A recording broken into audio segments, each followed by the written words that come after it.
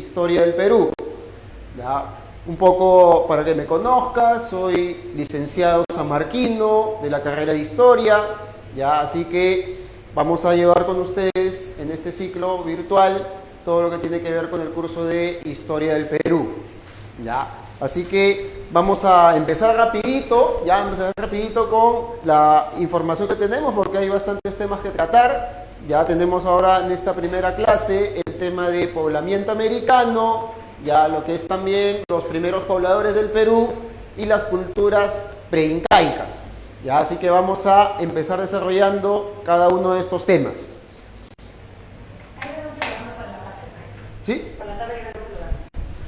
Ahí está la gente, está respondiendo. Buenos días muchachos. No, buenos días Dana, buenos días Eduardo, buenos días Rebeca, buenos días con todos muchachos.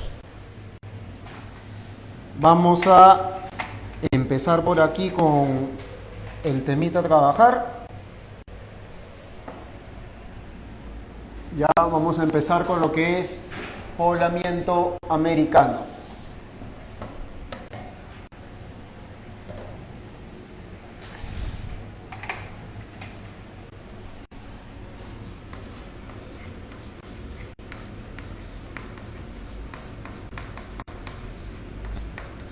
Poblamiento americano.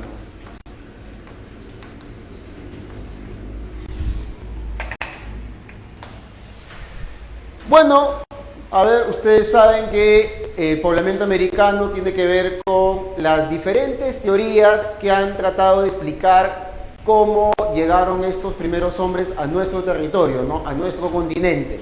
Entonces, tú sabes de que hay dos tipos de teorías, ¿no? Dos tipos de posturas, las llamadas teorías monorracial y las teorías polirraciales, ¿no? Si hablamos de teoría monorracial, es aquella que sostiene la procedencia única, ¿no es cierto? Se llegó a este continente desde una sola vía, ¿no? Mientras que las polirraciales aceptan diferentes vías de poblamiento de nuestro territorio.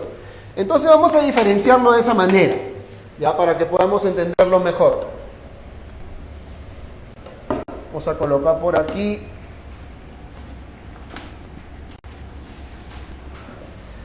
a la llamada teoría monorracial.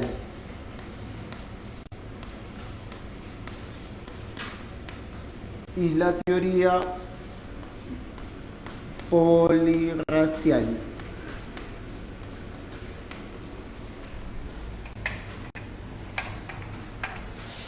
A ver muchachos, a ver, ¿quién me responde ahí en el chat? ¿Cuál es la principal teoría monorracial que explica el poblamiento americano?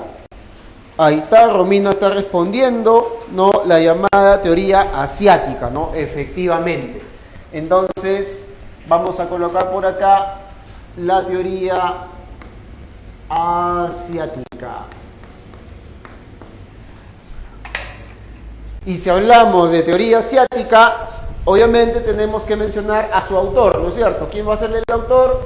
El científico llamado Alex Hrdlicka, ¿no?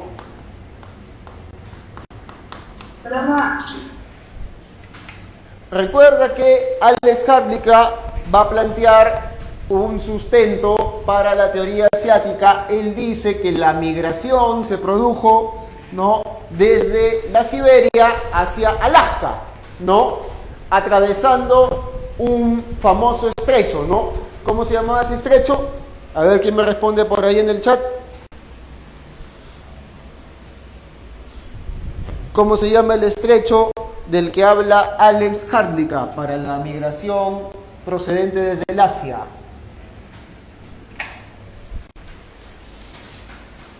El estrecho de Bering, efectivamente, ¿no? El estrecho de Bering. Ahora, que Hrdlicka mencionaba de que esta migración se produjo a raíz de la presencia de un puente de hielo.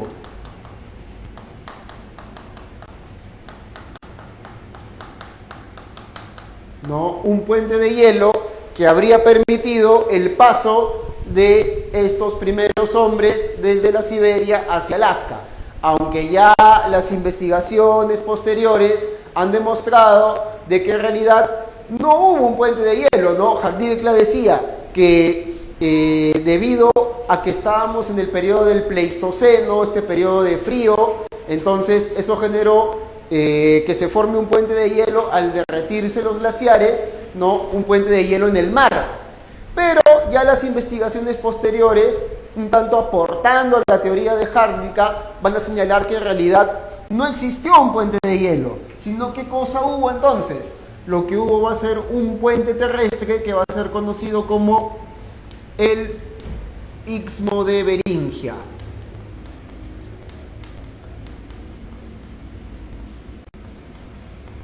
¿Ya? El Istmo de Beringia, que va a ser este istmo que se va a formar producto de un fenómeno conocido como la eustasia glacial, ¿no? La eustasia glacial que significó el descenso del nivel del mar, ya aproximadamente pues se habla en esta teoría de unos 100 metros, ¿no? Que habría descendido el nivel del mar, permitiendo este puente terrestre y el desplazamiento de estos hombres hacia territorio americano, ¿ya? Ahora, Hrdlicka también va a señalar una serie de sustentos, ¿no? Para su teoría. Él va a hablar, por ejemplo, de las semejanzas físicas entre asiáticos y americanos, en el color, en el tipo de cabello. Por ejemplo, hablaba de un cabello lisótrico, ¿no? Este cabello de tipo trinchudo. Hablaba de los ojos rasgados, ¿no? Esos ojos achinados. Hablaba de la baja estatura, o también hablaba de la famosa mancha mongólica, ¿no? Esta mancha que aparece acá en la parte del coxis, ¿no? En los recién nacidos, ¿ya? Hablaba también Hrdlicka de semejanzas también lingüísticas, ¿no? Las llamadas lenguas polisintéticas, ¿no? Las lenguas aglutinantes. Estas lenguas aglutinantes, por ejemplo, aquellas palabras que tienen sufijos y prefijos, ¿no? O las lenguas polisintéticas, aquellas que a partir de una sola palabra se explica toda una oración, ¿ya? Entonces, daba varios sustentos para su teoría Alex Hrdlicka, ¿no? Y entonces, él señalaba que esta era la única procedencia, ¿no? Que era la procedencia de la raza paleo-mongoloide, ¿ya? Entonces, por eso hablamos de una teoría monorracial. Pero si hay una teoría monorracial, ¿cuáles serán entonces las llamadas teorías polirraciales? ¿Quién me responde ahí en el chat? A ver, ¿cuál sería una de las teorías polirraciales que explican la llegada del hombre a continente americano?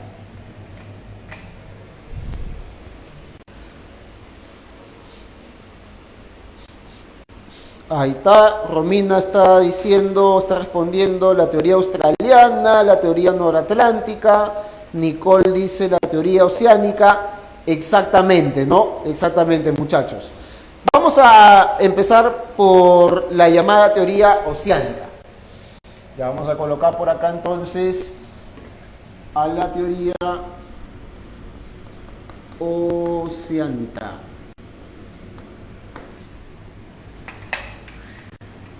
Lúcete, ¿cuál es el autor de la teoría oceánica? Facilito. ¿Cuál es el autor de la teoría oceánica? Efectivamente, ¿no? Como dice Berenice, el científico francés Paul Rivet, ¿no? Paul Rivet. Oye, ¿y recuerdas que Paul Rivet va a sostener que esta migración se produce desde dónde? Él habla de otras rutas adicionales a las que había planteado Hrdlicka, ¿no? O sea, se habla de teoría polirracial porque estas teorías aceptan la procedencia asiática, pero además van a sostener otras rutas migratorias, ¿no es cierto? Para Paul Rivet, esta migración se produce desde la Melanesia, ya, la Polinesia Y también habla de una migración desde Australia, ¿no? Ya. Pero principalmente se va a basar en la migración desde la Melanesia y la Polinesia. Dice él que embarcaciones, ¿no? Unas embarcaciones rudimentarias llamadas piraguas o catamaranes van a ser empujadas por unas corrientes marinas, ¿no? Las llamadas corrientes transpacíficas, ¿no? O llamadas también corrientes ecuatoriales, que van a empujar las embarcaciones de los melanesios hacia lo que sería Centroamérica y las embarcaciones de los polinesios hacia lo que sería Sudamérica. ¿Ya? Entonces, esta es la propuesta que va a plantear Paul Rivet, o Paul Rivet, ¿ya? ¿Qué sustentos da Paul Rivet para su teoría? Bueno, el principal sustento es lo que te acabo de señalar, ¿no? Vamos a poner por acá, ¿no?, la existencia de las corrientes transpacíficas.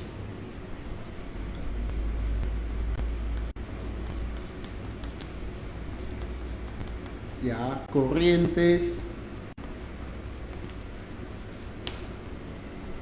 transpacíficas.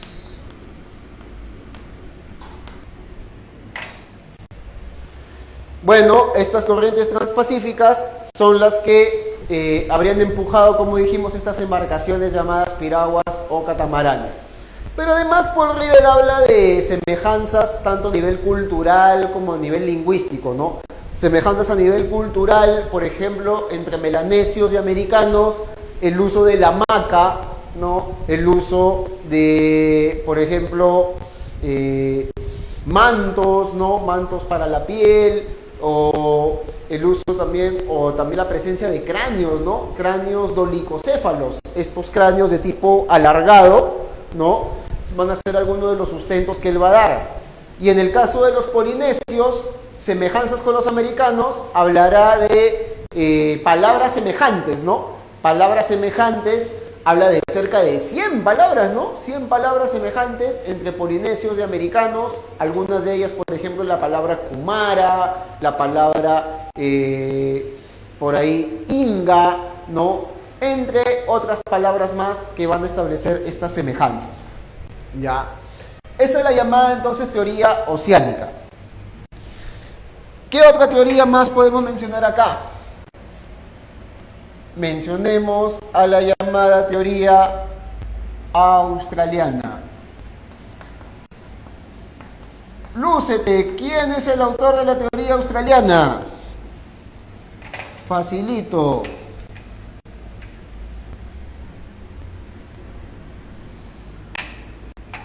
Autor de la teoría australiana. Ahí está, Carol dice Méndez Correa, Berenice dice Arturo Méndez. Efectivamente, ¿no? Ahí están, los muchachos están respondiendo. Dice, efectivamente, será el portugués Méndez Correa, ¿no? Méndez Correa. Ya. Ahora, Méndez Correa también va a aceptar la procedencia asiática, pero él va a plantear otros sustentos, ¿no? Otras posibles rutas migratorias. ¿Cuál es la ruta migratoria que va a plantear Méndez Correa? Él plantea la siguiente, mira. Vamos a ponerlo por aquí. Él dice que desde varias islas australianas, ya, desde varias islas australianas, ¿hacia dónde se desplazaron estos migrantes? Dice él que van a llegar a la Antártida, ya, a la Antártida, y desde la Antártida se van a desplazar hacia la Tierra del Fuego.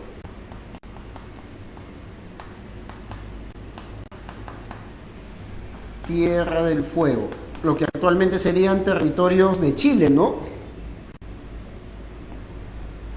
Y finalmente van a terminar llegando hacia la Patagonia. ¿Ya? Mira, esta va a ser la ruta que va a establecer Méndez Correa desde islas australianas como las llamadas Islas Auckland, las Islas Tasmania, entre otras, ¿ya? Van a llegar a la Antártida, de la Antártida se van a desplazar hacia la Tierra del Fuego y de ahí hacia la Patagonia. Ahora, ¿cuál es el sustento que va a dar Méndez Correa para esta ruta migratoria? ¿Por qué dice él, por ejemplo, de que los hombres pudieron sobrevivir aquí en la Antártida, ¿no? Tú sabes que la Antártida es un lugar bastante inhóspito, pues, ¿no? Ahí prácticamente es imposible la vida. Entonces, ¿cómo es que Méndez Correa va a sustentar de que los hombres pudieron sobrevivir un tiempo en la Antártida y después desplazarse hacia la Tierra del Fuego? ¿Cuál va a ser su principal argumento? Claro, acá Romina de la Paz nos está diciendo el Optimus Climaticum, ¿no? Paloma también nos dice el Optimum Climaticum, ¿no? Exactamente, ¿no, muchachos? El principal sustento que va a dar Méndez Correa es la presencia de un Optimum Climaticum.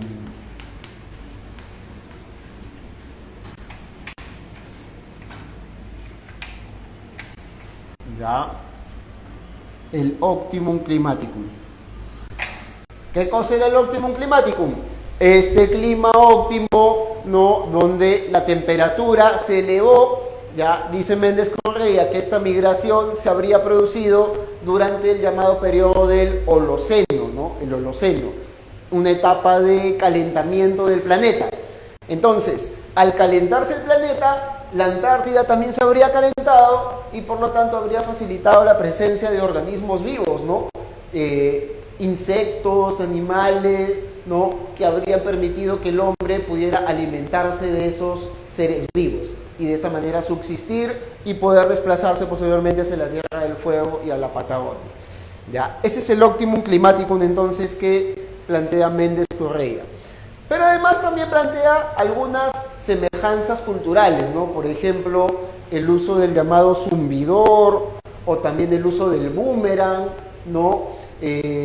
También va a estudiar algunas etnias, ¿no? Algunas etnias de la Tierra del Fuego, como los Onas, los Tehuelches, los Alacalufes. Ya van a ser algunas de las etnias que van a ser estudiadas por Méndez Correa para establecer semejanzas a nivel lingüístico también entre australianos y americanos. ¿Ya? Si esa es la teoría australiana, entonces, ¿qué teoría nos está faltando dentro del grupo de las polirraciales? Vamos a mencionar por aquí a la llamada teoría noratlántica. La teoría noratlántica. Lucy Tecachimbo, ¿cuál es el autor de la teoría noratlántica? A ver, ¿quién me responde ahí en el chat? Autor de la teoría noratlántica, o autores, ¿no? Porque en este caso van a ser dos.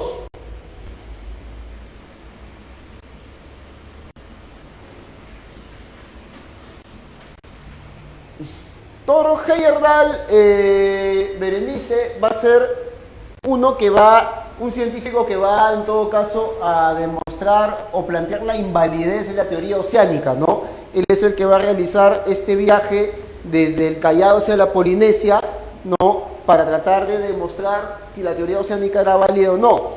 Bueno, ya en el desarrollo del viaje se dio cuenta de que efectivamente no era posible de que las corrientes transpacíficas hubieran trasladado las embarcaciones hacia América, ¿no? Porque lo llevaban hacia cualquier lugar menos a América.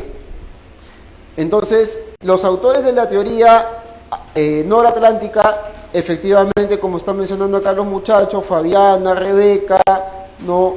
Santos, van a ser Bruce Bradley y Dennis Stanford.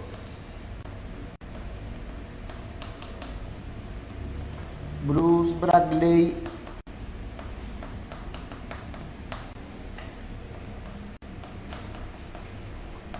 y Dennis Stanford.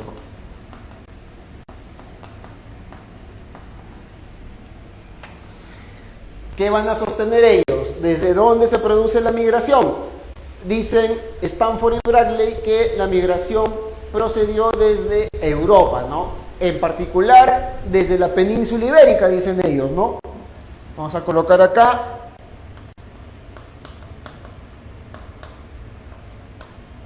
Desde la península ibérica. ¿Se logra ver hasta la parte de abajo? ¿Sí? Ah, ya, perfecto, perfecto. Entonces, desde la península ibérica, estos hombres se van a trasladar hasta lo que será las costas orientales de América, ¿no? Cruzando el Océano Atlántico. Cruzando el Océano Atlántico. Ya, desde la península ibérica hasta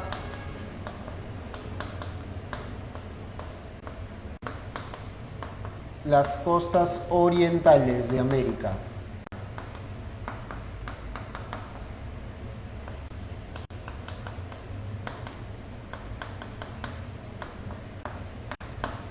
Ya.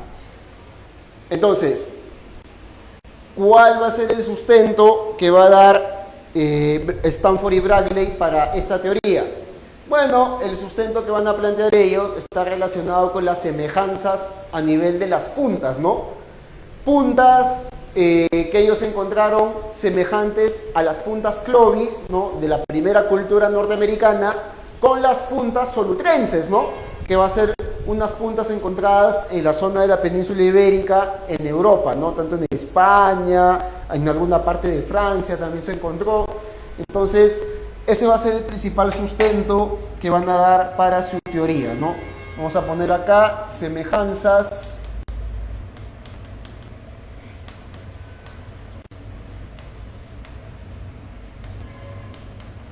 de puntas, ¿no? Puntas, ¿no? Las puntas Clovis y las puntas solutrenses, ¿ya? Claro, la teoría noratlántica es una teoría relativamente nueva, tiene aproximadamente unos 30 años de haber sido planteada, ¿no? Entonces, todavía pues falta que puedan brindar mayores sustentos, ¿no? Además de las semejanzas entre las puntas Clovis y las puntas solutrenses. Por eso que hasta el día de hoy sigue siendo la teoría asiática la teoría más aceptada, ¿no? Recuerda también que la teoría asiática va a tener algunos complementos, ¿no? Como esta teoría, por ejemplo, que plantea la ruta de las algas, ¿no? Unos hombres que se habrían desplazado desde la Siberia hacia Alaska, bordeando las costas de Norteamérica, alimentándose de algas, ¿no? La llamada vía de las algas, ¿no? Y así como otros sustentos más u otros aportes más que van a ampliar a la teoría asiática, pero vamos a señalar que hasta el día de hoy sigue siendo esta teoría la más aceptada, ¿ya? Al menos San Marcos todavía lo continúa considerando de esa manera. Entonces, hasta acá, muchachos, ¿alguna pregunta, alguna duda con respecto a las teorías del poblamiento americano? Vamos a ver acá en el chat si estamos todos claros. ¿Estamos claros? ¿Todo bien? ¿Sí? ¿Todo claro? Sí, sí, todo claro, todo bien. Romina pregunta, profe, ¿cuál es el fundamento lingüístico de la teoría de Hrdlicka? Claro, lo señalamos, ¿no? Dijimos de que Hrdlicka, el fundamento lingüístico, vamos a ponerlo por aquí, él va a hablar de las llamadas lenguas, ya, lenguas aglutinantes,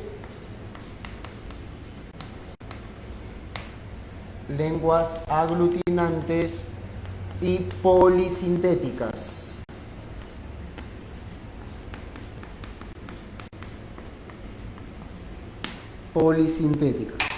¿Ya?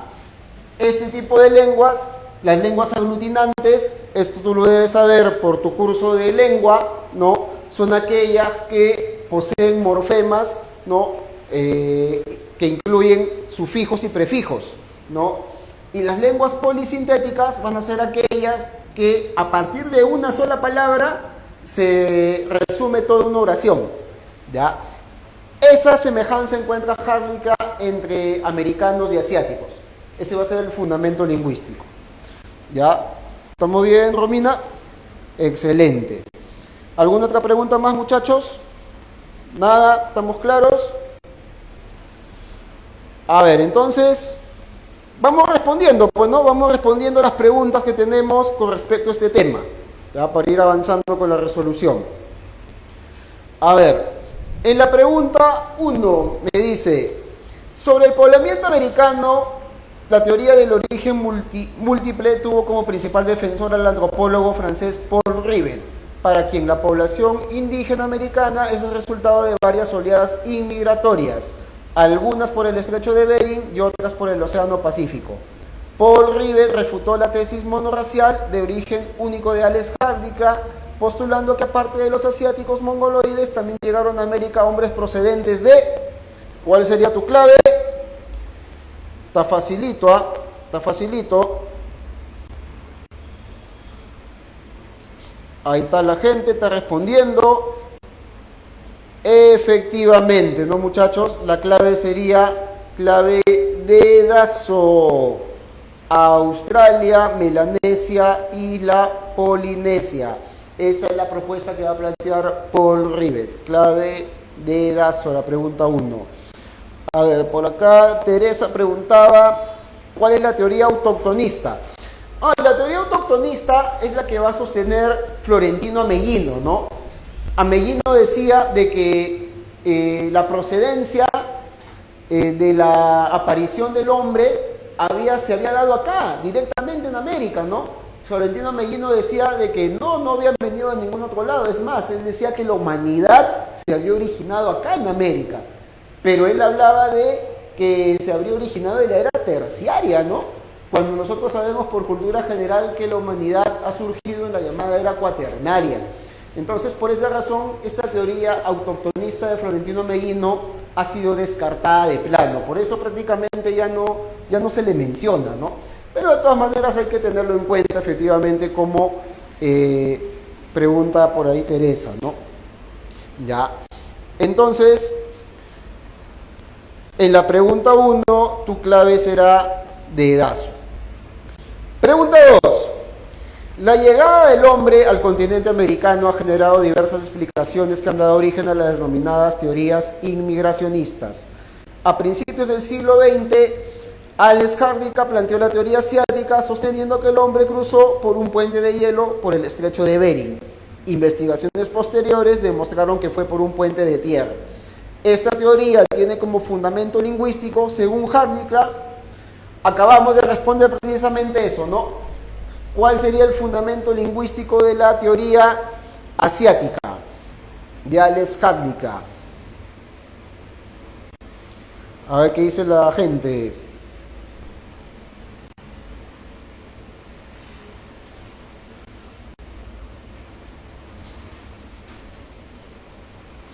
Paloma, ya han mandado el material, ¿no? Ya está el material ya. Sí. Ahí sube y ahí lo vas a poder descargar.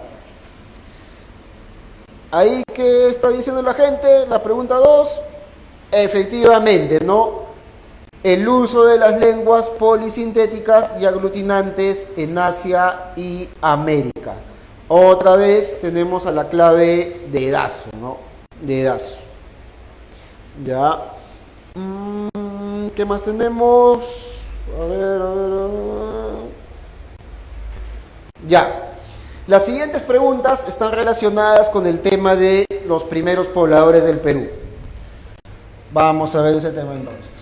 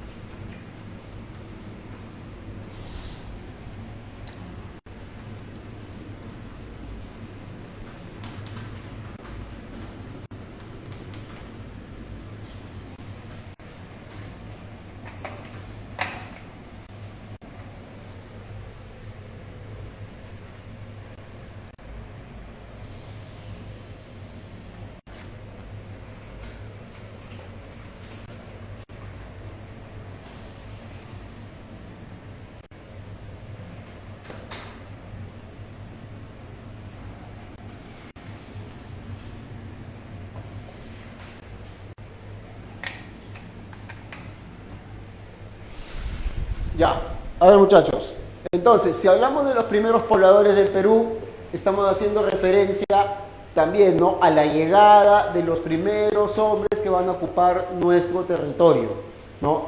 Ten en cuenta, recuerda de que no existe algo llamado Perú, ¿no? Algo como lo que conocemos actualmente como Perú no existe en esta época. En esta época hablamos de los llamados Andes centrales, ¿ya? Entonces, importante tener en cuenta ello. Y si hablamos de estos primeros pobladores, recordarás que van a ser dos científicos importantes los que van a estudiar esta etapa de la llegada de estos primeros pobladores a nuestro territorio. Hablamos en este caso de el arqueólogo norteamericano John Rowe, ¿no?, y el arqueólogo, historiador, lingüista peruano ya fallecido Luis Guillermo Lumbreras, ¿no? Y San Marcos toma la división que hace Lumbreras, ¿no?, que es la que vamos a tomar aquí. Y Lumbreras divide este periodo en tres, ¿no? Hablamos del llamado periodo lítico, el arcaico inferior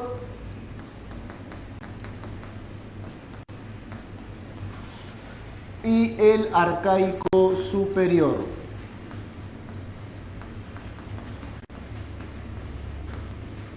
Arcaico superior.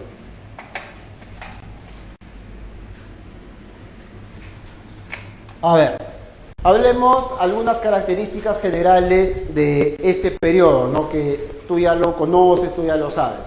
Si hablamos del periodo lítico, ¿qué tipo de economía se desenvolvía en este periodo? Hablamos de una economía depredadora, ¿no? Un periodo caracterizado por la depredación, ¿no? Los hombres se alimentan de lo que encuentran en la naturaleza, no están produciendo unos alimentos, se alimentan pues de lo primero que encuentran, ¿no? Por eso se habla también de una economía parasitaria, ¿no?, depredadora o parasitaria. ¿Cuáles son las principales actividades económicas a las que se dedican estos primeros hombres? A ver, ¿quién me responde ahí en el chat? ¿Cuáles son las principales actividades económicas del llamado periodo lítico? Si son hombres que se dedican a la depredación, ¿no?, a parasitar lo que encuentran en la naturaleza, ¿cómo entonces se alimentarán? ¿Cuáles serán sus principales actividades económicas? Ahí está. Eduardo dice la recolección, la caza. Nicole también dice caza, recolección, ¿no? Matías también, caza, pesca, recolección. Exactamente, ¿no? Exactamente, muchachos. Las principales actividades económicas van a ser la caza, la recolección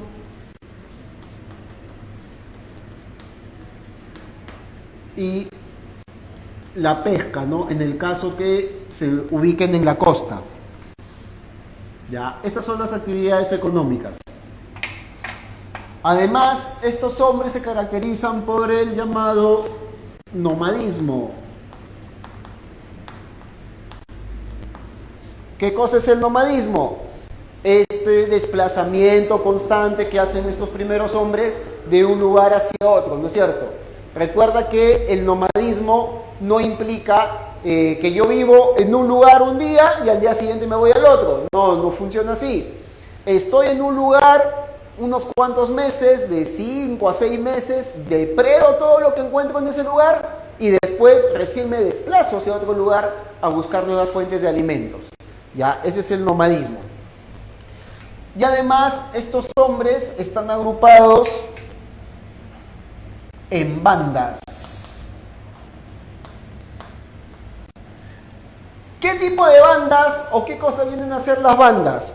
Profe, una banda de choros. Profe, una banda de música. No, ¿de qué tipo de bandas estamos hablando? Estamos hablando de agrupaciones de individuos, ya que se van a unir, se van a juntar con un objetivo determinado. En este caso, ¿cuál es el objetivo? Garantizar la caza, ¿no? Garantizar la caza. Porque recuerda que se están cazando animales de gran tamaño, ¿no? La llamada megafauna, ¿no? Animales como el megaterio, el mastodonte, ¿no? Las paleoyamas, son animales de gran tamaño que requieren que varios individuos se junten para poder cazarlos, ¿ya? Entonces, esas serán las bandas, ¿no? Ahora, ¿qué evidencias arqueológicas se han encontrado en este periodo? A ver, vamos a mencionar por acá, en primer lugar, a los llamados cazadores, ya, los cazadores indiferenciados.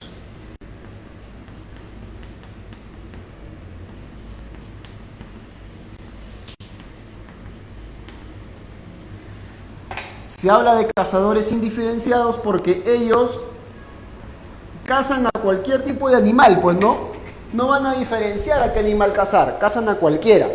Entonces, dentro de este grupo vamos a mencionar al hombre de Piquimachay, ya Piquimachay encontrado en Ayacucho, el hombre de Guitarrero encontrado en Ancash y el hombre de Tacahuay encontrado en Moquegua, ¿no? Piquimachay, recuerdas que va a ser el primer poblador del Perú, ¿no? El primer poblador del Perú. Aquí se han encontrado las evidencias de las primeras herramientas líticas, ¿no? Por lo tanto, si ahí se han encontrado las primeras herramientas líticas, se entiende que ahí también debe estar el primer poblador del Perú, ¿ya? En el caso de Guitarrero, bueno, encontrado por el investigador, ¿no?, Thomas Lynch. Para Thomas Lynch, en Guitarrero estarían las evidencias de las herramientas líticas más antiguas, ¿no?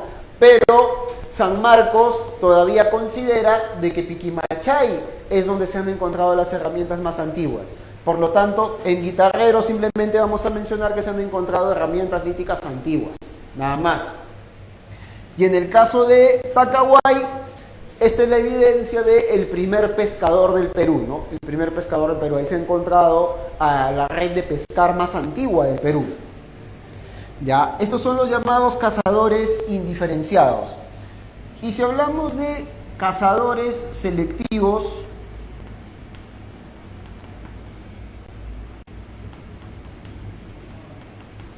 ya, cazadores selectivos, quiere decir que ellos ya escogen, ¿no? Escogen a qué animal van a cazar primero, ¿no? A los animales, a las hembras, por ejemplo, y a los machos jóvenes, a ellos no los cazan, van a cazar a los adultos, ¿no? A los más ya viejitos, ¿no? Es decir, ellos ya seleccionan a qué animal van a cazar primero. Y dentro de este grupo, ¿no?, vamos a mencionar al hombre de... A ver, vamos a mencionar por acá al hombre de Paiján. Ya tenemos también uno que te gusta, el chivatero.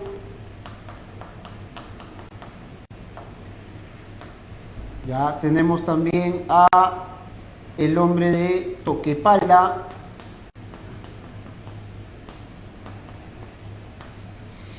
Y tenemos también al hombre de Lauricocha.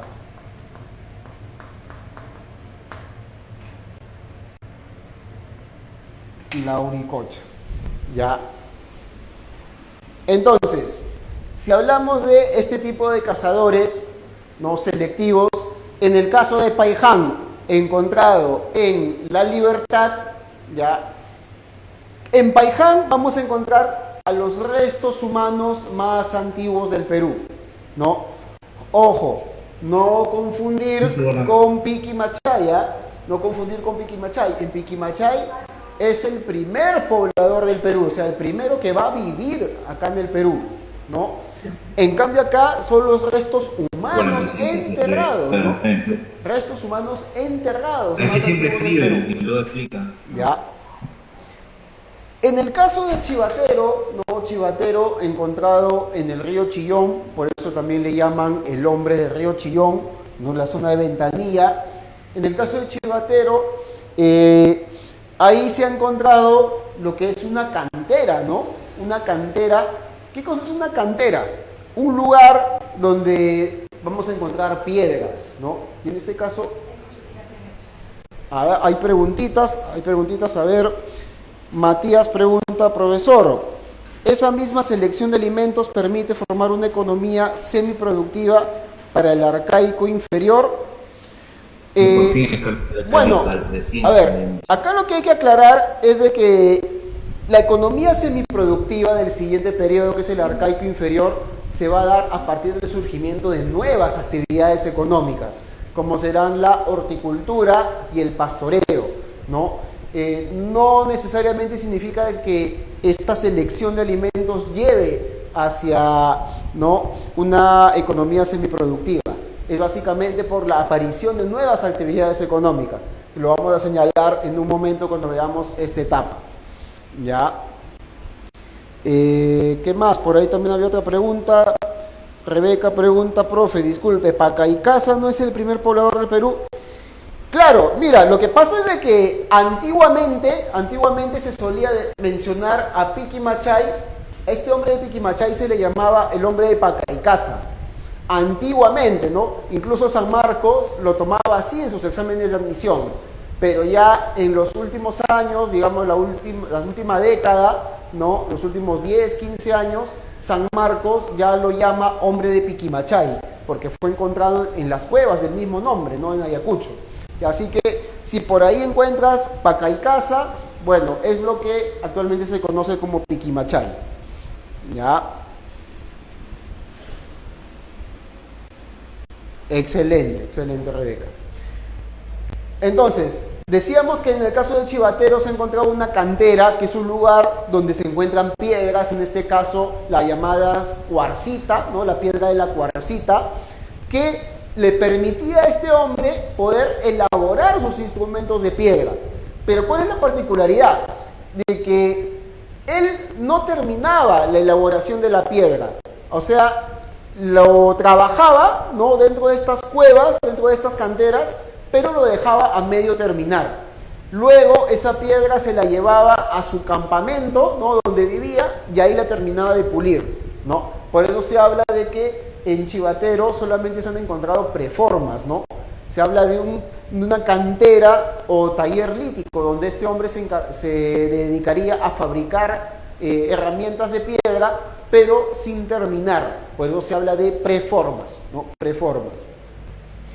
En el caso de Toquepala, si hablamos de Toquepala, estamos hablando de la presencia de arte rupestre, ¿no? ¿Qué cosa era el arte rupestre? Estas pinturas que se hacen en las paredes de las cuevas, ¿no es cierto?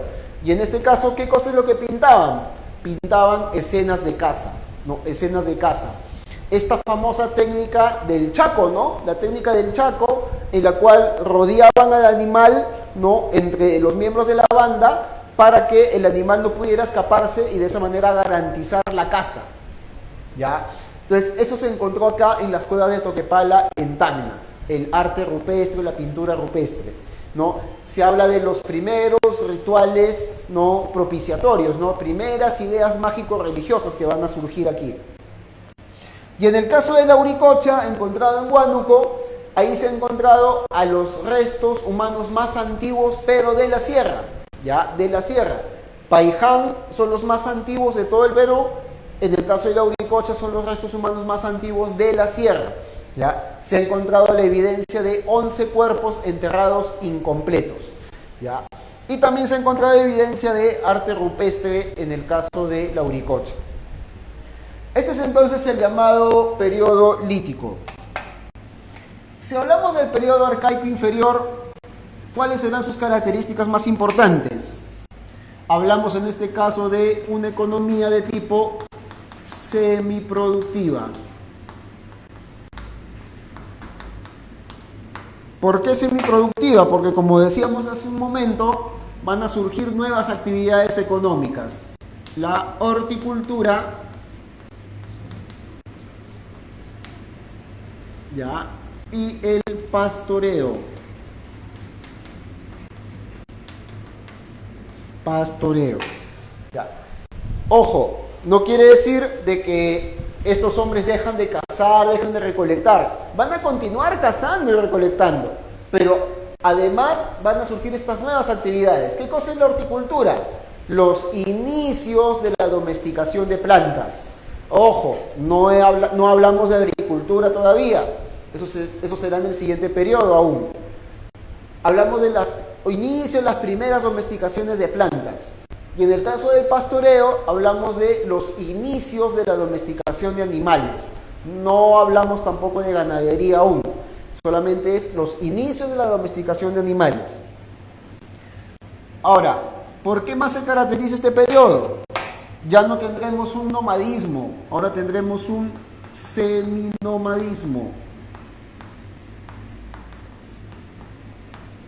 Seminomadismo. Es decir, ahora estos hombres se van a desplazar con menos frecuencia de un lugar a otro. Básicamente se desplazarán ahora de acuerdo al cambio estacional, ¿no? De acuerdo al cambio de las estaciones. Y además, estos hombres van a estar agrupados ya no en bandas, sino en clanes, ¿no? Un clan vendría a ser ahora un conjunto de bandas, ¿no? Un conjunto de bandas. Ahora están unidos por vínculos familiares, ¿ya? Y estos clanes van a dar lugar a la aparición de aldeas.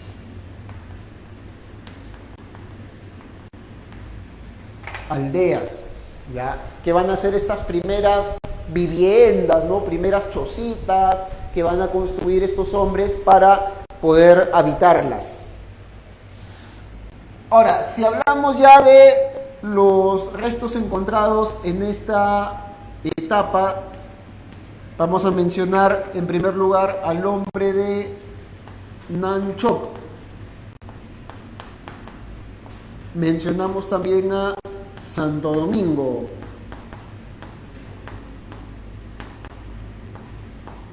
También tenemos el hombre de Telar Machay.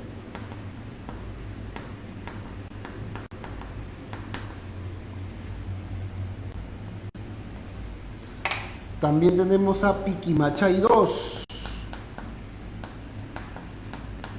Una segunda fase de Piquimachay, ¿no?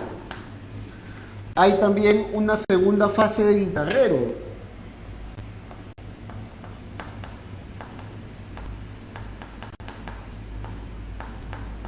Guitarrero 2. Y también podemos mencionar por aquí al hombre de Chilca. ¿Ya? Chilca. A ver, ¿qué tenemos con Nanchok? En el caso de Nanchok tenemos a el primer horticultor del Perú, ¿no? Es decir, este es el primero que va a domesticar plantas, ¿no? Se ha encontrado la evidencia aquí de la calabaza más antigua domesticada. En el caso de Santo Domingo, hablamos de que él va a ser un hombre de economía mixta, ¿no? ¿Por qué de economía mixta? Porque se va a dedicar a la horticultura, pero también se va a dedicar al marisqueo, ¿ya? Santo Domingo se ubicaba en Ica, ¿no? Ica, una zona cercana a la playa, ¿no? Entonces estos hombres van a recolectar muchos mariscos, ¿no? Horticultor y marisquero. Además, Santo Domingo se dice que sería el primer aldeano del Perú, ¿no? Es decir, el primero en construir aldeas. Se ha encontrado también una red de pescar ahí. En el caso de Telar Machay, se dice que él va a ser el primer domesticador de camélidos, ¿no? El primero que va a domesticar camélidos, según lo que dijo su descubridora Daniela Vallée, ¿no? Esta investigadora francesa. En el caso de Piquimachay 2, ¿no? Augusto Cardis, el investigador que descubrió Piquimachay, Cardis dice que en Piquimachay 2 está la evidencia del primer cunicultor. ¿Qué quiere decir cunicultor? Es decir, hablamos de la crianza de cuyes, ¿no? O sea, el primero en domesticar a los cuyes, ¿no? En el caso de Guitarrero 2, hablamos de un horticultor que cultivó frijol, ¿no? Payar, ají. Antes se pensaba que el Guitarrero 2 estaba el primer horticultor del Perú, pero ya una vez que se descubrió Nanchoc, eso ha sido dejado de lado, ¿no? Ahora se considera Nanchoc como el primer horticultor. Pero eso, con Guitarrero solamente se habla de horticultor del payar, el frijol, el ají.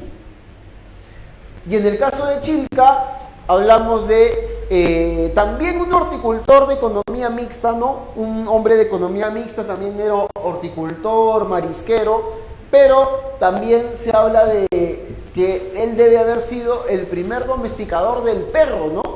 En este caso, del perro peruano, pues, ¿no? Ese perro todo feo, todo calato, ¿no? Ya, ese perro, pues, ¿no?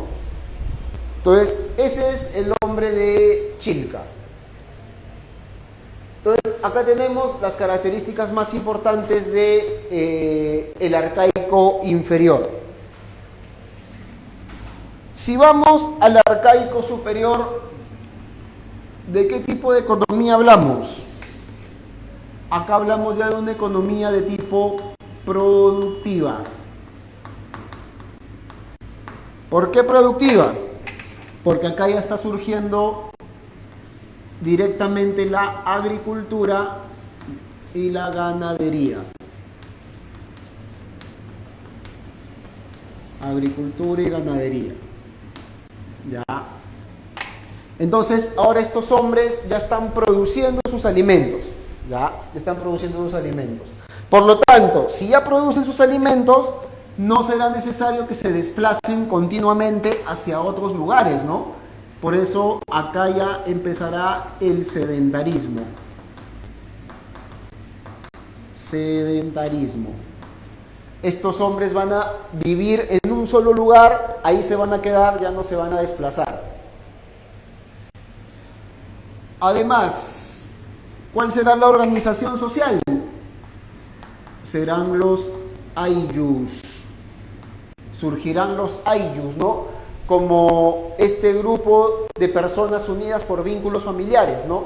El ayllu, que va a ser esta figura de organización social que va a durar a lo largo de todo el mundo andino, que va a llegar hasta los incas. Y además, con el arcaico superior tendremos el surgimiento del excedente productivo, ¿no? Excedente productivo. ¿Qué cosa es el excedente productivo? Esta parte de la producción que me sobra, pues, ¿no? Que ya no la utilizo, ¿no? No la utilizo. Es decir, vamos a suponer, por ejemplo, que yo voy a cultivar, no sé, pues, algodón, ¿no? Del 100% del algodón que he cultivado, un 80% lo voy a utilizar para la alimentación de mi ayllu, pero hay un 20% que no lo he utilizado, que es un sobrante, ¿no? Eso vendría a ser el excedente productivo, ¿ya? Entonces, ¿qué pasa con el surgimiento del excedente productivo? Va a dar lugar a la aparición también de la propiedad privada, porque va a haber un pequeño grupito que se va a querer apropiar de ese excedente. Surgió la propiedad privada, pero además también surgirá la religión, como una forma de justificar esa posesión del excedente productivo. ¿Por qué? Porque aparecerá una casta sacerdotal que argumentará que ellos tienen el conocimiento que la mayoría no tiene, ¿no? Esta casta sacerdotal que se dedica a la observación de los astros, ¿no? Para determinar en qué épocas van a haber buenas lluvias y con las lluvias buenas cosechas, ¿no? Entonces surge la propiedad privada, con la propiedad privada las clases sociales, con las clases sociales la religión, y con la religión las primeras formas de Estado también, los llamados estados prístinos. Ya vamos a ponerlo por acá, los estados prístinos.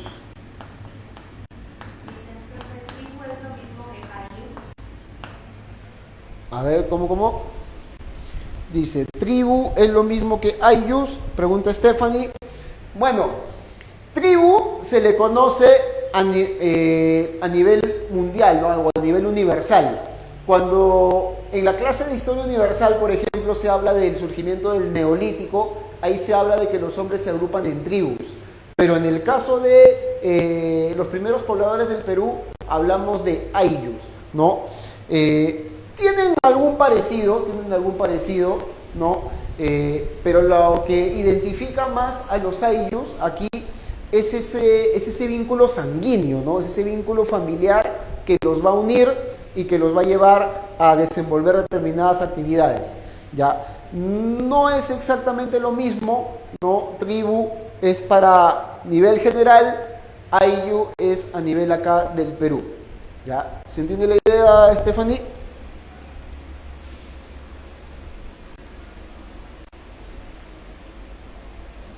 Ya, excelente. Entonces decíamos, ¿qué cosa es un estado prístino? Un estado prístino es aquel que recién se está formando, ¿no? Que recién se está germinando. No es un estado consolidado todavía. Recién están empezando a aparecer algunas formas de estado, ¿no? Y esto lo vamos a ver de manera mucho más clara en el caso de Caral, ¿no? Vamos a ir mencionando por acá cuáles son las evidencias arqueológicas encontradas en este periodo. Por ejemplo, tenemos al hombre de Tablada del Urín. Tablada del Urín. Tenemos a Cerro Paloma. Ya, Cerro Paloma. Tenemos a Caral, no hemos mencionado a Caral. También tenemos a Huaca Prieta.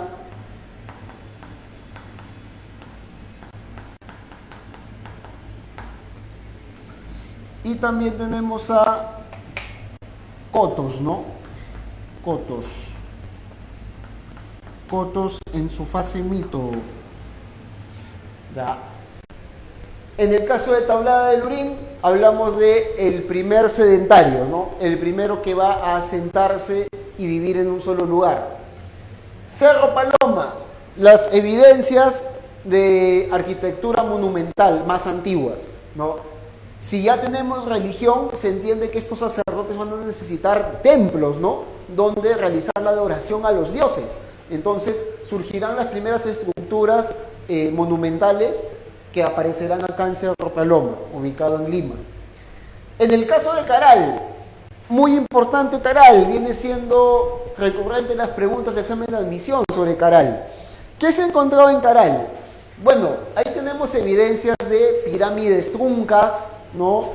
Terrazas escalonadas, ¿no? Como si fueran unas escaleritas. Tenemos también altar de fuego, se encontró un altar de fuego en donde se realizaba la adoración a los dioses. Se ha encontrado también redes de pescar, se ha encontrado una flauta de pan, ¿no? Una flauta de pan, las evidencias más antiguas de... Aunque ya se había encontrado una flauta de pan anteriormente acá con el hombre de Santo Domingo, ¿no? Por eso se decía que era el primer músico, pero también se han encontrado evidencias de flauta de pan en Caral, ¿ya? Entonces, importante tener en cuenta esos elementos.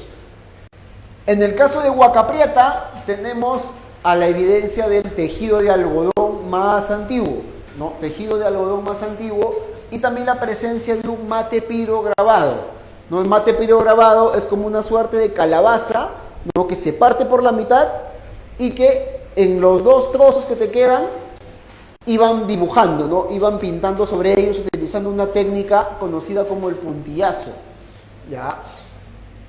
Y en el caso de Cotos, ¿ya? Cotos en su fase mito, por si acaso Cotos tiene dos fases, ¿ah? La fase mito y posteriormente surgirá la fase Guairajilca. Acá tenemos a la fase mito. En Cotos se ha encontrado al famoso templo de las manos cruzadas, ¿no? Este templo donde encontramos una escultura que se encuentra así, ¿no? De esta forma, con los brazos, las manos cruzadas. ¿Qué evidenciaría esta escultura? La idea de dualidad, ¿no? La idea de dualidad, esta idea de los contrarios que se complementan, ¿no? La idea de arriba, abajo, izquierda, derecha, vida, muerte, ¿no? Los contrarios que se complementan, ¿ya? Eso se encontró entonces aquí en Cotos, con el templo de las manos cruzadas. Entonces, esto es un panorama general de lo que viene a ser los primeros pobladores del Perú. Ya. A ver, Berenice pregunta, ¿y las Aldas Sí, o sea, claro, hay muchas más evidencias, ¿no? Las Aldas, Ventarrón, tenemos también Chuquitanta, Paraíso, ¿no? Hay muchas, ¿no? Hay muchas evidencias arqueológicas que se han encontrado en este periodo, ¿ya? Pero acá estamos señalando las más importantes, ¿no? Las que suelen ser tomadas en cuenta en los exámenes de admisión, ¿ya? Entonces, hasta aquí, muchachos, ¿alguna duda, alguna pregunta sobre este tema de los primeros pobladores del Perú? ¿Estamos claritos? ¿Sí o no?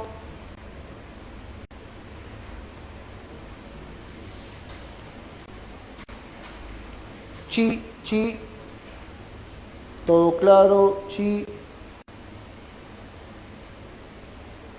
Excelente, excelente, muchachos. Entonces, si estamos claros, vamos respondiendo las preguntas que tenemos sobre este tema, pues, ¿no? A ver, nos quedamos en la pregunta 2, vamos a la pregunta número 3. Dice, el arte parietal encontrado en la Cueva del Diablo, Toquepala, y la Cueva de Chaclarraga, Lauricocha, por Miomir Bojovic y Augusto Cardis, respectivamente, pertenecen al periodo lítico y revelan, entre otras cosas, ¿qué revelarían? El arte parietal encontrado en Toquepala y en Lauricocha. A ver, ¿cuáles creen ustedes que serían las respuestas?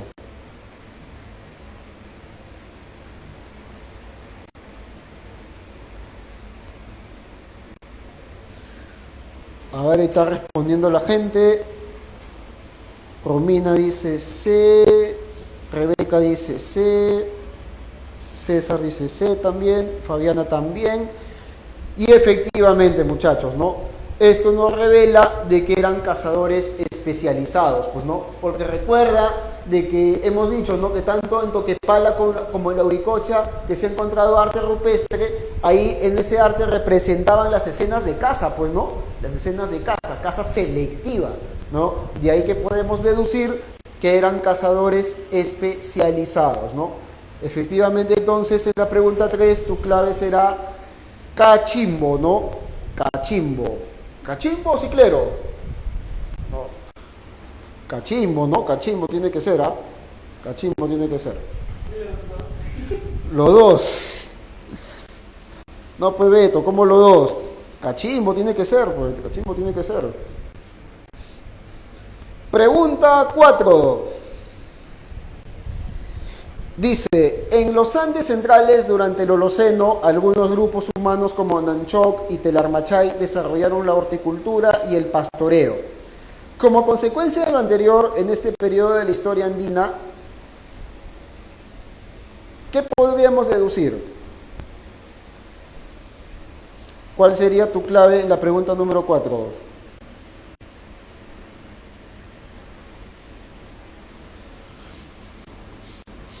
A ver, Rebeca dice enano, Romina dice enano, Teresa también dice enano, Alessandra dice enano, ahí están las chicas sacando cara.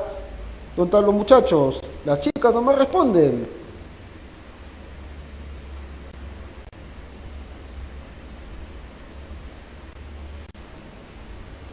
Y efectivamente podemos decir de que en la pregunta 4 la clave Aitabeto, ¿no? Enanito también dice, efectivamente sería la clave enano, ¿no? Se combinaron actividades depredatorias y productivas, ¿no? Hemos dicho que se habla de una economía semiproductiva porque aparte de la caza y la recolección, que siguen siendo actividades depredatorias, se suman también actividades productivas como la horticultura y el pastoreo. 4 entonces, clave enano. En la 5, desde inicios del siglo XX, estudiosos peruanos... ya, esto tiene que ver con otro tema que lo vamos a ver en un momento. Ya vamos a pasar ahorita a la 5, vamos a la 6. El hallazgo de restos de moluscos marinos en las cuevas de Toquepala y Lauricocha, restos arqueológicos del periodo lítico, así como la presencia de obsidiana, roca volcánica de zonas altas andinas para elaborar herramientas cortantes, en las zonas de los horticultores de Chilca, restos del periodo arcaico inferior, indica que durante el precerámico hubo, por si acaso muchachos, a todo este periodo también se le denomina el precerámico, ¿ah? Esta división de lítico, arcaico inferior, arcaico superior es la que hace Luis Guillermo Lumbreras. A todo esto, el arqueólogo John Rowe le llama el precerámico. ¿Ya? Entonces, dice en la pregunta 6, ¿no? Se han encontrado hallazgos de moluscos marinos en las cuevas de Toquepala y Lauricocha, ¿no? Recuerda que Toquepala es en Tacna, Lauricocha es en Huánuco, ¿no? Así como la presencia de obsidiana en zonas de horticultura de Chilca, ¿no? Que también es la costa. Entonces, ¿qué podemos deducir que hubo en el precerámico? Si tenemos elementos encontrados tanto en Tacna como en Huánuco como en Lima, ¿qué podríamos deducir?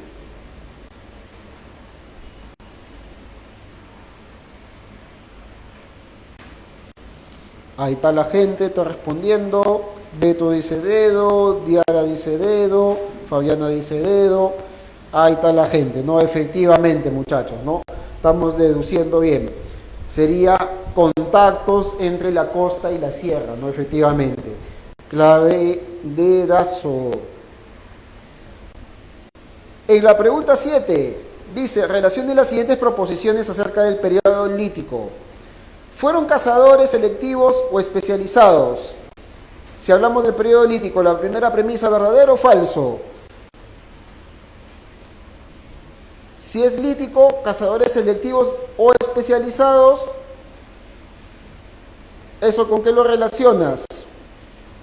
Eso iría con Toquepala y Lauricocha, ¿no es cierto? Primera evidencia humana en los Andes centrales, hablamos del hombre de Piquimachay, aldea de horticultores y marisqueros que empleaban redes de pesca, hablamos de el hombre de Santo Domingo, y aldea con evidencia de domesticación de perros y cuerpos estacados, hablamos de Chilca, ¿no? En este caso, efectivamente, como han estado mencionando los muchachos, la clave también será dedazo, ¿no? Dedazo. Hoy puro dedo, ¿ah? Puro dedo.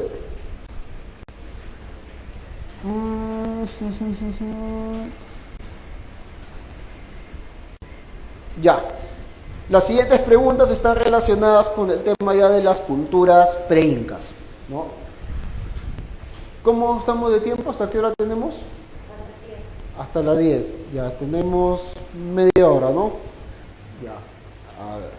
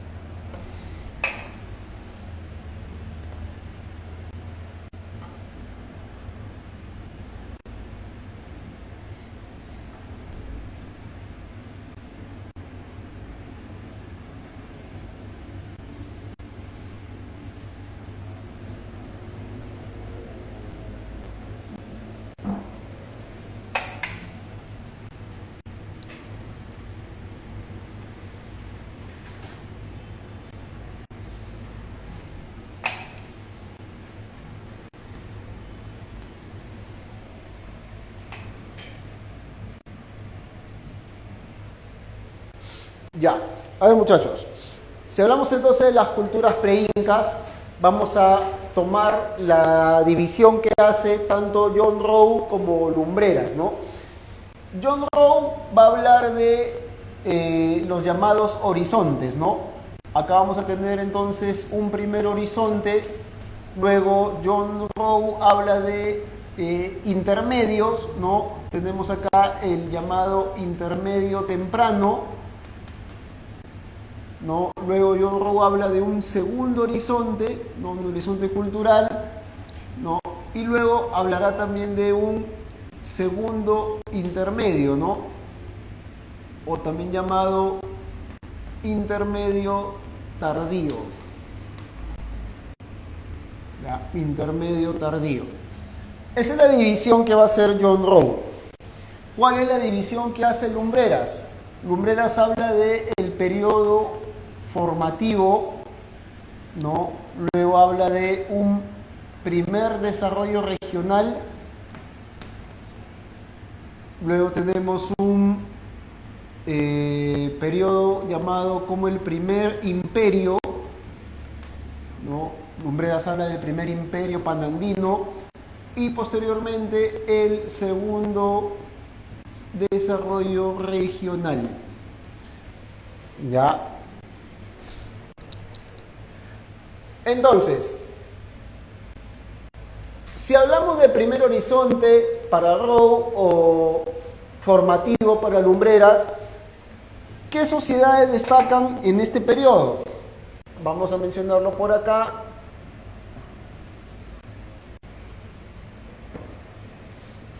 Tenemos a Chavín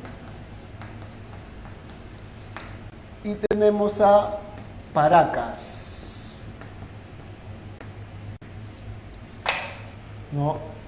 Chavín, que se desarrolló en el formativo medio, Paracas en el formativo final. Con Chavín tienes que recordar principalmente tres cosas, ¿no? En Chavín tenemos ya un estado teocrático consolidado.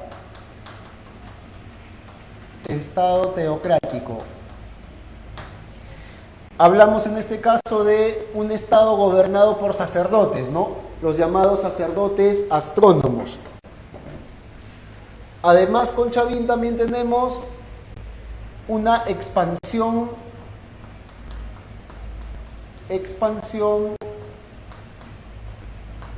cultural. ¿Cómo se logra expandir Chavín? Se expandirá a través de la religión. Ya, recuerda que Chavín se va a expandir a través de la difusión del culto a sus dioses, ¿no? Esta llamada religión terrorífica, que buscaba generar miedo, generar terror en los visitantes que venían al templo Chavín de Huántar, ¿no? Que venían a visitar al templo para pedir, ¿no?, la ayuda de los sacerdotes astrónomos, ¿no? Ellos venían trayendo ofrendas a los sacerdotes y estos sacerdotes a su vez les comunicaban las fechas de lluvia, ¿no?, para las cosechas, ya que eran una sociedad eminentemente agrícola. Y de esa manera entonces, ¿qué pasaba? Estos sacerdotes Chavín los hacían ingresar a estos visitantes al templo Chavín de Huántar para conocer al principal dios de los Chavín, ¿no?, que era el lanzón monolítico. Entonces, este visitante de Chavín se terminaba arrodillando ante el lanzón monolítico y terminaba aceptando el dominio de los dioses Chavín y del sacerdote Chavín. Y de esa manera Chavín logró expandir su influencia cultural por buena parte de los Andes. No necesitó de la actividad militar para hacerlo. Entonces, importante también destacar aquí la litoescultura Chavín, ¿no? Litoescultura Chavín, que está relacionada con el lanzón monolítico, la estela de Raimondi, ¿no? Esta figura en la que se encontró el famoso dios de las varas, ¿no? Este dios de las varas, el obelisco Tello con dos caimanes en proceso de apareamiento, o también las cabezas clavas, ¿no? Las cabezas clavas, que eran estas cabezas que representaban la figura de los sacerdotes chavín en proceso de transformación, ¿no? De transformación en animales. Recuerda que los chavín tienen un culto a los animales, ¿no? En este caso, ¿te acuerdas de qué? ¿Te acuerdas de la triada de dioses de los chavín, ¿no? Que eran las famosas feas, pues, ¿no? ¿Quiénes eran las feas? Los felinos, aves y serpientes, ¿no es cierto? En el caso de los felinos, el jaguar; en el caso de las aves, el cóndor y la serpiente, ¿no? Que eran los animales adorados por los chavín. ¿Ya? Y en el caso de Paracas, bueno, Paracas va a atravesar por dos periodos, ¿no? Tenemos el periodo Paracas Cavernas. Ya, en Paracas Cavernas tenemos todavía influencia chavín, ¿no? Acá todavía hay influencia chavín.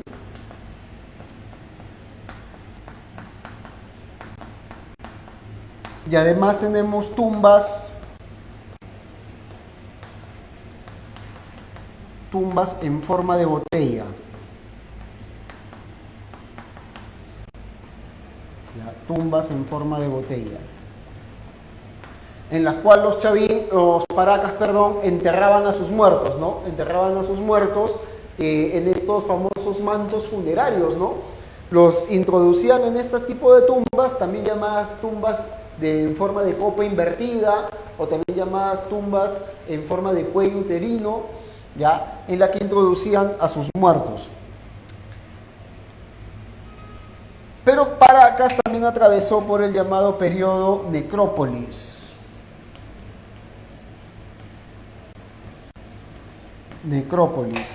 En el periodo de necrópolis ya no tenemos una influencia chavín ya acá chavín ya ha caído, ¿no? En el periodo de necrópolis va a ir surgiendo una casta militar, una casta guerrera, ¿no? Que va a ir poco a poco apropiándose, tomando fuerza. Vamos a poner por acá, surge clase militar.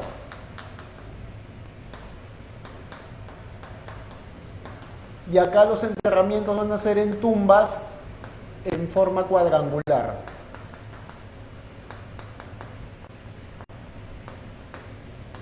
Forma cuadrangular.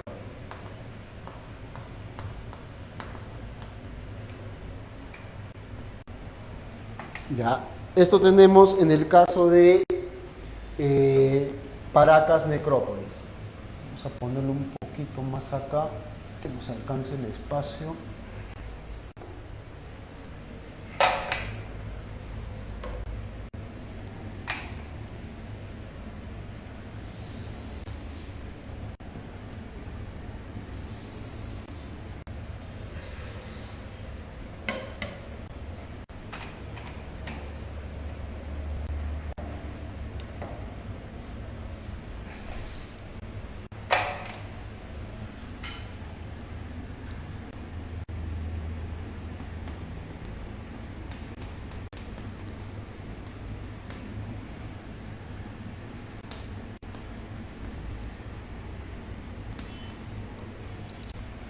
A ver, si hablamos entonces del siguiente periodo, el primer desarrollo regional o primer intermedio, acá tenemos que hablar definitivamente de las dos sociedades más importantes, ¿no?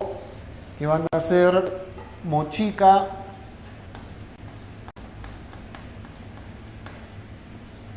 y Nazca. ¿Qué tenemos con Mochica? Bueno, Mochica va a ser una sociedad en la cual van a depender de la agricultura a través de la construcción de canales, ¿no? Como son varios valles, ¿no? Son un conjunto de valles, señoríos independientes van a recurrir a la construcción de canales para poder trasladar el agua de los ríos y llevarlo a sus diferentes valles, ¿no? Canales, reservorios.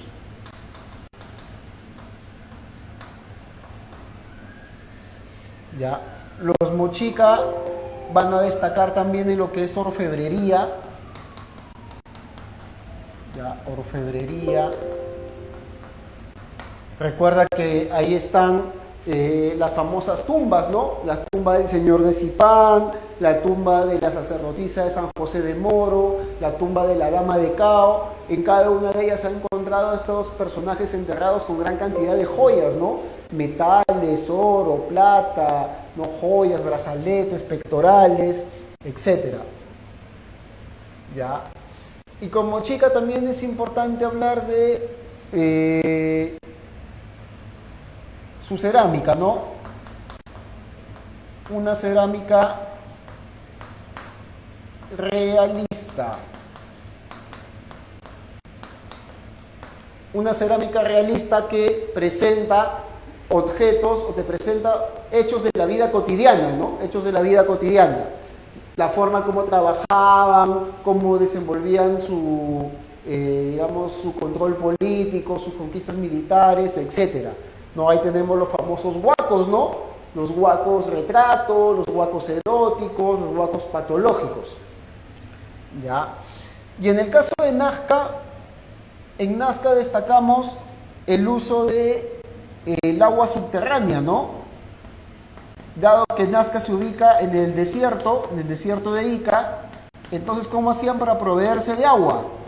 Van a tener que extraer el agua del subsuelo, ¿no? La llamada napa freática, ¿no? La napa freática era el agua del subsuelo, que lo trasladaban hacia la superficie. ¿De qué manera?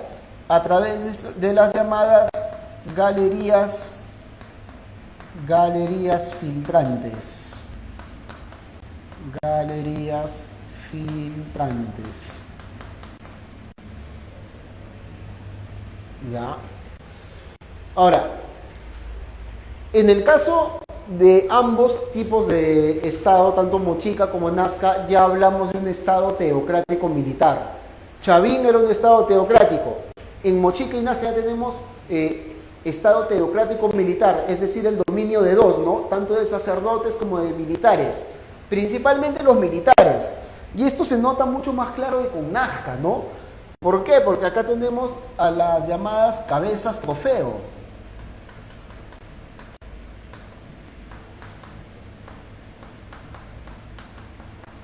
¿Ya? Las cabezas trofeo. ¿Qué cosa eran las cabezas trofeo? Estas cabezas que se colocaban alrededor de la cintura, ¿no? Alrededor de la cintura como sinónimo de estatus, sinónimo de poder, ¿no? Las cabezas de los pueblos vencidos, ¿no? De los pueblos conquistados. Se lo colocaban alrededor de la cintura como si fuera una especie de cinturón, ¿no? Las cabezas trofeo. Y si Mochica tuvo una cerámica de tipo realista, en el caso de Nazca hablaremos de una cerámica pictórica. Cerámica pictórica, es decir, una cerámica que privilegia la pintura, ¿no? Acá tenemos a la famosa técnica del horror al vacío, pues, ¿no? Esta técnica según la cual toda la cerámica tenía que estar pintada, no podía haber ni un solo espacio sin pintar, ¿ya? La cerámica pictórica. Este es en el caso de Nazca. Recuerda que ambos son estados teocrático-militares. Si vamos al siguiente periodo, tenemos el segundo horizonte, ¿no? El segundo horizonte para John Rowe, o el primer imperio panandino para Lumbreras. Y aquí hablamos de los más importantes, que fueron Tiahuanaco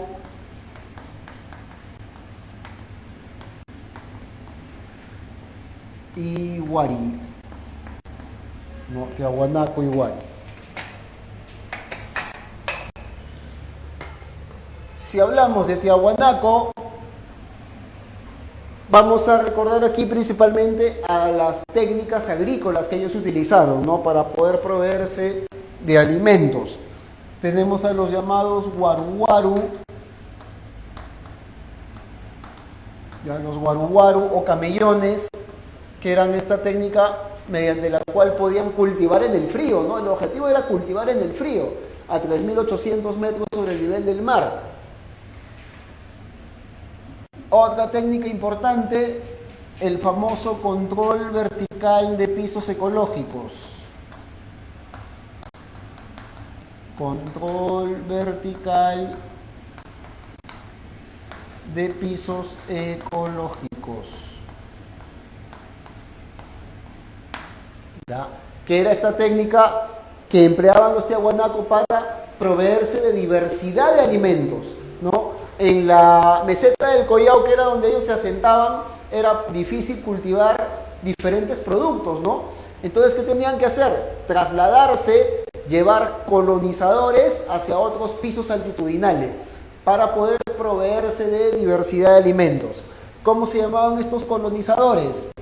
Los llamados mitmas, ¿no? Las mitmas. Ojo, cuando hablo de colonizadores no me refiero a conquistas militares, ¿ah? Ellos iban y negociaban con los pueblos que ya vivían en esos lugares para realizar intercambios de productos, ¿ya? Bueno, Tiahuanaco también desarrolló cerámica, ¿no? Ahí están pues los pebeteros, ¿no? Están también la figura de los queros, ¿no? Las tabletas de rape también, ¿no? Que eran estas como suerte de láminas en las cuales depositaban ahí un polvito, ¿no? Una especie de polvito de plantas alucinógenas que luego las absorbían, ¿no? Con un tubito, ¿no? Se lo metían ahí por la nariz y quedaban, ya te imaginas cómo quedaban, pues, ¿no? Todos estompos, ¿no? Bueno, era parte, pues, del consumo de plantas alucinógenas, ¿no? Y, al igual que lo hacían los chavín también, ¿ya? Ese es el caso de Tiahuanaco. Recuerda que en Tiahuanaco también se va a adorar al dios de las varas, al dios de los báculos, también llamado dios Visco, dios Llorón. En el caso de Huari, Huari es considerado el primer imperio panandino por Lumbreras, porque Huari se va a expandir por medio de la conquista militar, ¿no? Desde Cajamarca hasta Moquegua, ¿no? Entonces, para poder expandirse de esa manera, Huari tuvo que emplear la conquista militar. Y eso lo va a realizar a través de las llamadas ciudades cabecera de región.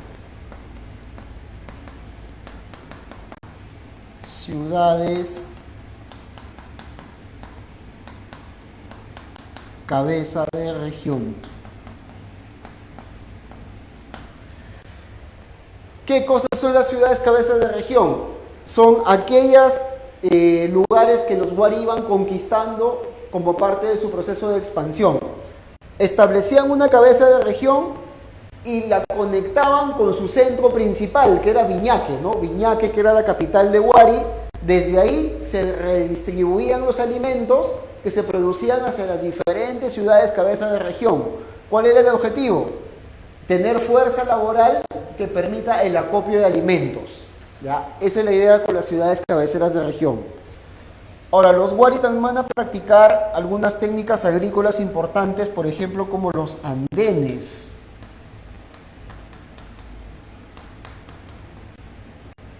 Los andenes también los practicaban los tiahuanacos, ¿ya? Pero son los Huari los que los van a difundir por todos los Andes. ¿Qué cosa eran los andenes? Estos cultivos que se hacían en las faldas de los cerros, ¿no? En la falda de los cerros, ahí te acuerdas de tu cerro donde vives, ¿no? Sabes que ahí en tu cerro, para llegar a la punta de tu cerro, tienes que subir ahí las escaleras, ¿sí o no? Ya, imagínate algo así, ¿no? En estos andenes, ¿no? Esas escalinatas, en esos lugares ahí, los Huari cultivaban, ¿no? Para poder expandir la frontera agrícola, ¿ya? Entonces Huari va a ser un estado imperial, ¿no? Un estado imperial, centralista, ¿no? Militarizado, ¿ya? Esto podemos decir con los Huari. Y si vamos al siguiente periodo, el que John Rowe llama segundo intermedio, ¿no? O también llamado intermedio tardío, y Lumbreras lo llama el segundo desarrollo regional. En este caso tenemos como principales culturas a la cultura chimú y la cultura chincha.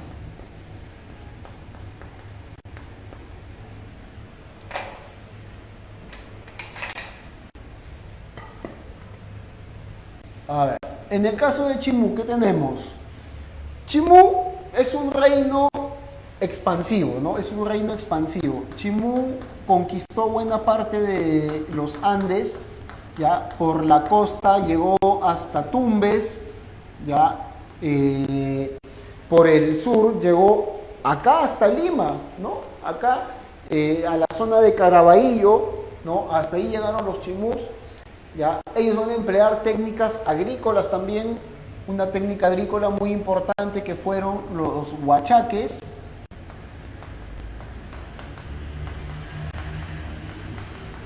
¿No? Los huachaques o chacras hundidas, ¿no? Huachaques o chacras hundidas, que eran los cultivos que se hacían, ¿no? Por debajo de la tierra, ¿no? Cultivaban debajo de la tierra para aprovechar el agua del subsuelo, ¿ya? Cultivaban la planta de la totora, ¿no? Con la cual luego les permitía elaborar las famosas balsas de totora, ¿no? Con las cuales practicaban el comercio, practicaban la pesca. Los chimú también van a resaltar en orfebrería,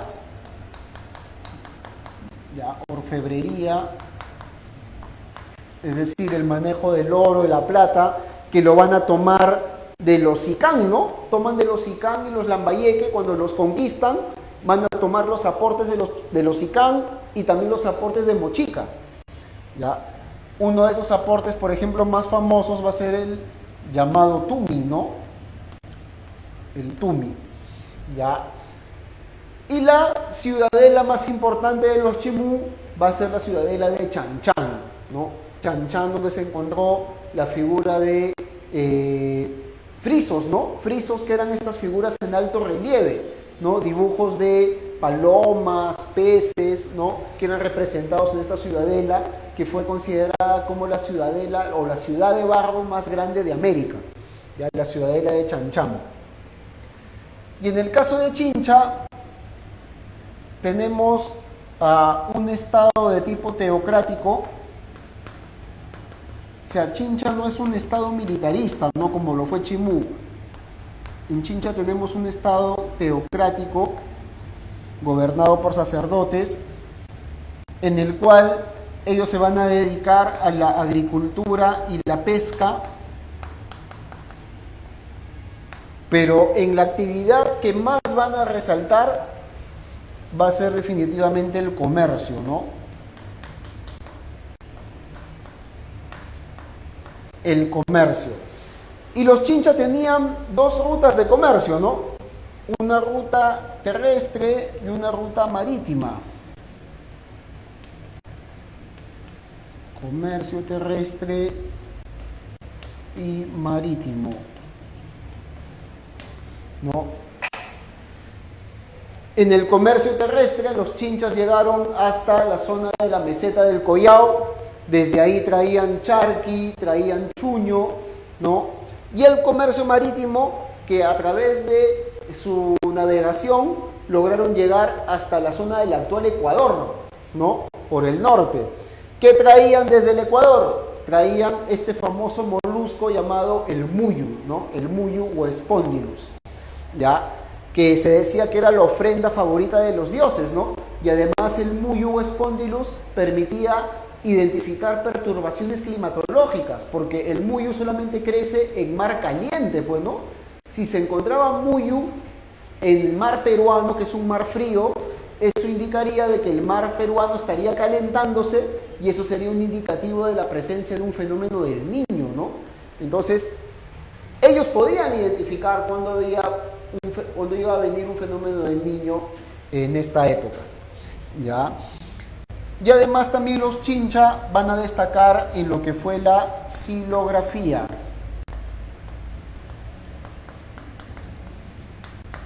¿Qué cosa fue la xilografía? El tallado en madera, ¿no? El tallado en madera. Es decir, tallaban la madera con la cual fabricaban sus balsas, sus remos, para poder realizar su navegación. ¿Ya? ¿Cuál es lo particular de Chimú y Chincha? Que ambos van a ser conquistados por los incas, ¿no? Al igual que todas las culturas que aparecieron durante el llamado periodo intermedio tardío. ¿Ya? Entonces, hasta ahí hemos hecho un panorama general de lo que fue este periodo de las culturas pre-incas. Hasta ahí estamos claros, ¿no? ¿Alguna duda, alguna pregunta? Nada. Respondemos rapidito entonces las preguntas, ya que faltaban. La pregunta 5 dice: desde inicios del siglo XX, estudiosos peruanos y extranjeros han elaborado varias teorías acerca de los orígenes de la civilización andina. ¿Cuál de las siguientes teorías no se vincula con el origen de la civilización andina? En este caso sería la clave enano, ¿ya? Síntesis de elementos andinos y asiáticos.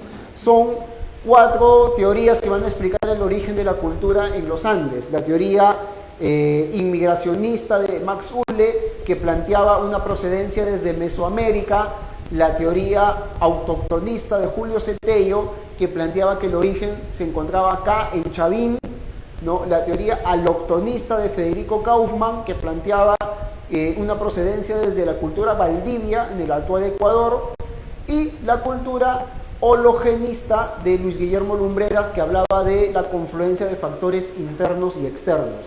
Por lo tanto, lo que no tiene nada que ver ahí es enano, ¿no? Síntesis de elementos andinos y asiáticos. A ver, vamos entonces ahora a la pregunta 8, ¿no? A partir del periodo Paracas tardío, las sociedades de la costa sur, especialmente las zonas de Nazca y Palpa, vivieron situaciones frecuentes de violencia. Evidencia de ello son los pueblos fortificados y los asentamientos en la cima de los cerros. Asimismo, es testimonio de este periodo de convulsión la aparición de nuevos motivos iconográficos, por ejemplo, textiles que muestran personajes con armas y cabezas trofeo. De la lectura podemos afirmar que Paracas, lo que dijimos, ¿no? Hacia el periodo final, Paracas, en la etapa necrópolis, se va a convertir en un estado militarizado. Clave besito. En la 9 te pide relacionar las culturas, ¿no? Con sus características. Moche será con la captación,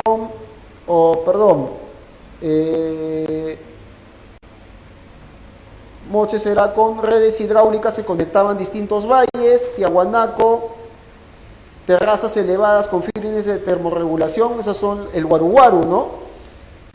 Guari, terrazas escalonadas en las laderas de las montañas, es decir, los andenes. Y Nazca, redes hidráulicas que conectaban distintos valles. Captación de agua del subsuelo, ¿no? La napa freática. Clave de Dazo. Pregunta 10. ¿Verdadero o falso sobre el horizonte medio, Tiahuanaco y Guari? ¿Guari se formó a partir de la expansión de Tiahuanaco? No, falso. Tiahuanaco aplicó la técnica de archipiélago para difundir su cultura a otras regiones. El archipiélago es el control vertical de pisos ecológicos, ¿no? No lo hace con el fin de difundir cultura, sino proveerse de alimentos. Eso es falso también. El dios de los báculos de Tiahuanaco está representado en la portada de la Falcónida. Falso también, está representado en la estela de Raimondi de Chavín. Guari se expandió por la costa y sierra, pero no llegó a la selva. Falso también, porque hay evidencias que se ha encontrado una tumba del señor Guari en la zona de Vilcabamba, ¿no? En el Cusco. Entonces en la pregunta 10, besito. Todas son falsas, todas son falsas. Pregunta 11, señala características de la cultura de Tiahuanaco. Lo que son correctas acá es un estado colonizador con enclaves, eso es correcto, ¿no? Elaboran queros, pebeteros y tabletas de rapé, como te mencioné. Sobresalen en la conservación de alimentos también. Clave Cachimbo. En la 12, Guari, según Lumbreras, es el primer imperio peruano de carácter panperuano. ¿Qué característica no le corresponde? ¿No? Lo que no corresponde a Guari es que su capital, Liñaque, fue un centro de peregrinación, ¿no? Eso está relacionado con la cultura de Pachacamac, ¿no? En Pachacamac se hablaba de la presencia de un oráculo al que iban constantemente a consultar, no en Viñaque, Guari. Clave dedo. 13. La cultura chimú corresponde a una sociedad organizada políticamente como un estado regional, siendo la entidad más compleja del periodo intermedio tardío de los Andes centrales. El dominio y el incremento del contacto cultural entre chimú y otras culturas responde a la necesidad. O sea, te preguntan acá por qué chimú tenía la necesidad de controlar diversos territorios, ¿no? Y lo hacen con el fin de abastecerse de recursos necesarios, ¿no? Para poder sostenerse.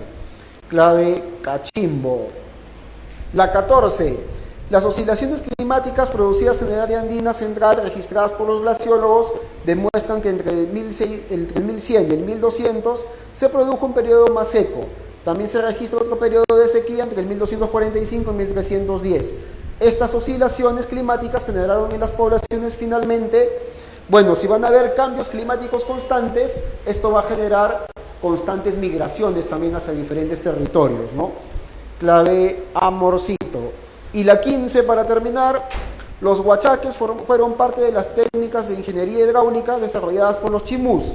A diferencia de los andenes que se irrigaban de manera vertical, podemos afirmar que estos, que hemos dicho de los huachaques, son los cultivos en la zona del subsuelo, ¿no?